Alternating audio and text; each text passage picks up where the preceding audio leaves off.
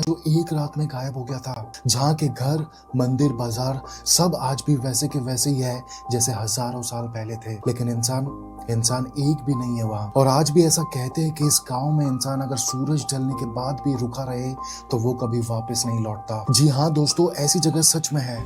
राजस्थान के जैसलमेर से सिर्फ 18 किलोमीटर दूर बसा कुलधारा गांव, एक ऐसा गांव जो सिर्फ कहानी नहीं बल्कि एक खौफनाक राज है। चलिए इस गांव का सच जानते हैं। मैं विनय गुप्ता आप सभी का स्वागत करता हूं सीखो official show the uncovered India में। दोस्तों, बात है 13वीं सदी की। इस गांव में पालीवाल ब्राह्मण रहते थे। अमीरों के घर, हरे भरे खेत, पानी की बावली और मंदिरों में भक्ति का माहौल बना रहता था। सब कुछ सही चल रहा था, पर फिर हुआ कुछ ऐसा जिसने गांव की तकदीर ही बदल दी। लोक कथाओं के मुताबिक जैसलमेर का दीवान सलीम सिंह गांव के मुखिया की बेटी से शादी करना चाहता था। उसने धमकी दी कि या तो लड़की दो या पूरा गांव बर्बाद होगा। इस धमकी के बाद रात के अंधेरे में पूरा कुलधारा और उसके आसपास के 84 गांव के लोग अपना घर, अपनी जमीन, अपना सब कुछ छोड़कर एक साथ ही रात में गायब हो गए थे। और जाते जाते उन्होंने इस जमीन को श्राप दिया कि यहाँ दोबारा कोई नहीं रह पाएगा। और दोस्तों, आज तक ये श्राप सच साबित होता आ रहा है। 200 साल बीत गए हैं, पर कुलधारा अभी भी खाली है। दिन में आपको सिर्फ पत्थर के मंदिर, टूटे हुए घर और सूखी बावली दिखेंगी। लेकिन रात को लोग कहते हैं कि दीवारों के पीछे से आवाज आती है, चुपके से पैरों की आहट सुनाई देती है और कभी कभी साया आपके साथ तक चलता है। और एक और अजीब बात, इस एरिया में भूकंप के निशान भी मिले हैं।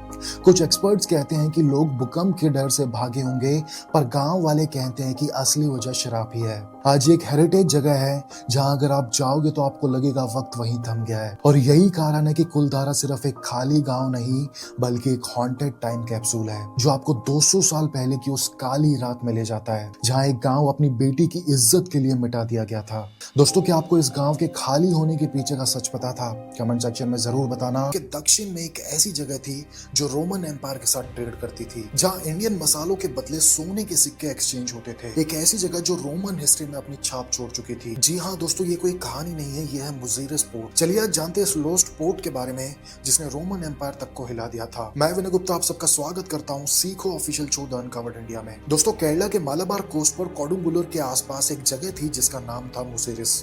आज ये जगह शांत लगती है, लेकिन 1st सेंचुरी BCE से लेकर 4th सेंचुरी CE तक ये जगह इंडिया का सबसे बड़ा इंटरनेशनल ट्रेड हब हुआ करती थी। रोमन लोग मुजीरिस को इंडिया का नंबर 1 ट्रेडिंग पोर्ट कहा करते थे। दोस्तों, आज हम ग्लोबलाइजेशन को मॉडर्न कंसेप्ट मानते हैं, लेकिन सच ये है कि हजारों साल पहले Bharat already global trade leader था। रोमन एम्पायर के शिप्स इजिप्ट के रेड सी पोर्ट से चलकर अरब सी क्रॉस करते हुए सीधा मुजीरिस पहुंचते थे। इस बात का सबसे बड़ा प्रूफ है रोमन सेलर की famous book Periplus of the Erythraean Sea, जिसमें मुजीरिस का नाम क्लियरली लिखा गया है। यानी ये कोई इंडियन क्लेम नहीं, ये रोमन रिकॉर्ड्स का सच है। अब सवाल ये आता है कि आखिर मुजीरिस इतना इंपॉर्टेंट क्यों था? तो मुजीरिस वो जगह थी जहां दुनिया को ब्लैक पेपर इतना वैल्यूएबल कि रोम में इसे ब्लैक गोल्ड कहा जाता था। कार्डेमम और दूसरे मसाले, हाथी दांत, कॉटन और सिल्क टेक्सटाइल्स, पर्ल्स और जेमस्टोन्स मिलते थे। और बदले में रोमन गोल्ड कॉइन, वाइन और ग्लासवेयर, कोरल्स और प्रीशियस मेटल्स इंडिया में इंपोर्ट होते थे। सोचिए दोस्तों, भारत के मसालों की वजह से रोम का सोना इंडिया आ रहा था। ये बात सिर्फ बुक्स तक लिमिटेड नहीं है।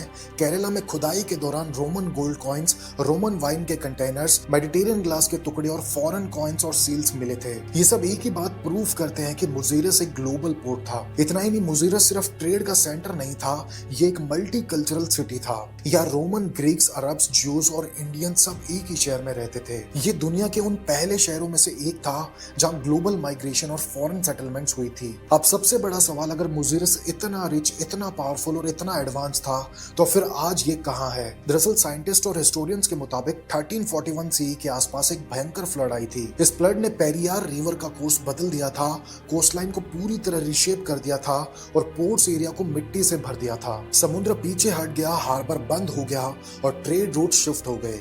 धीरे धीरे ग्लोबल ट्रेड हब हिस्ट्री के नीचे दब गया। आज के वक्त में मुजीरिस की एग्जैक्ट लोकेशन अभी भी हिस्टोरियंस के बीच डिबेट का टॉपिक है। माना जाता है कि इसका बड़ा हिस्सा अलुवियल डिपॉजिट के नीचे दबा हुआ है, इसलिए आज मुजीरिस को इंडियाज लॉस्ट पोर्ट कहा जाता है। दोस्तों, आज हम रोमन एम्पायर और इजिप्शियन पिरामिड्स पर गर्व करते हैं, लेकिन अपनी हिस्ट्री भूल रहे हैं। इसलिए अगली बार केरला की ट्रिप प्लान करो तो इस सिटी को ऐड जरूर करना। और हाँ, आप में से कितने लोग केरला से ये वीडियो देख रहे हैं कमेंट सेक्शन में जरूर बताना। और ऐसे इन्फॉर्मेटिव एपिसोड्स के लिए जुड़े रहिए सीखो official show the uncovered India के साथ।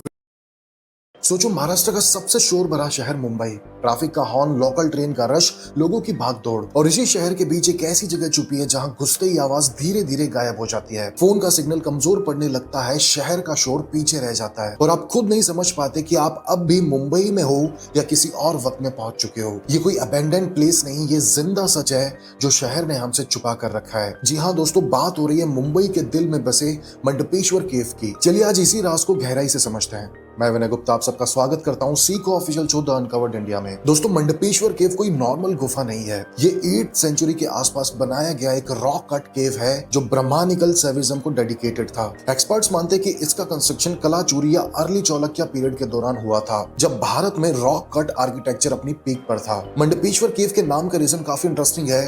मंडप मतलब सभा या हॉल और ईश्वर मतलब शिवा, यानी शिवा का मंडप। इस कॉम्प्लेक्स के अंदर एक बड़ा स्क्वायर मंडप है जिसमें थिक स्टोन पिलर लगे हुए हैं। ये पिलर सिर्फ सपोर्ट के लिए नहीं बल्कि रिचुअल्स, मूवमेंट्स और कॉस्मिक सिमेट्री को ध्यान में रखकर बनाए गए हैं। और अंदर जाते ही आपको शिवा लिंगम, नंदी महाराज और वॉल पर कार्व्ड शिवा डाइटीज मिलती है।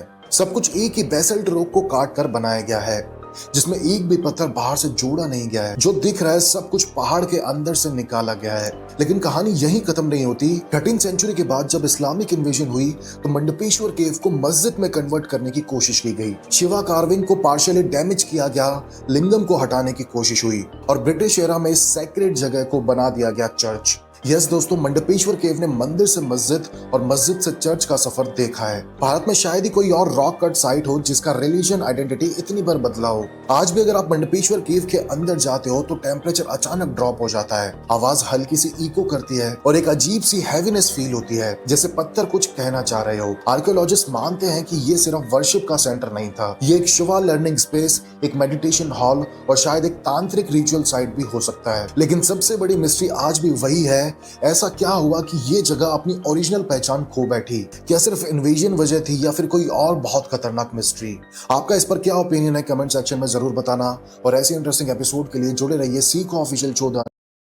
क्या आप जानते हैं भारत में एक ऐसी जगह है जहां ग्रेविटी का रूल फेल हो जाता है, जहां गाड़ी न्यूट्रल में डालते ही खुद ऊपर चढ़ने लगती है। हाँ ऊपर। ये सब देखकर साइंटिस्ट तक कंफ्यूज हो चुके हैं कि ये इल्यूजन है, साइंस है या कुछ और है। दोस्तों, ये है लेह लद्दाख का मैग्नेटिक हिल, भारत का ऐसा रहस्य है जहां आंखों को कुछ और दिखाई देता है और रियलिटी होती कुछ और है। चलिए इसके बारे में डिटेल में समझते हैं। मैं विनय गुप्ता आप सबका स्वागत करता हूँ।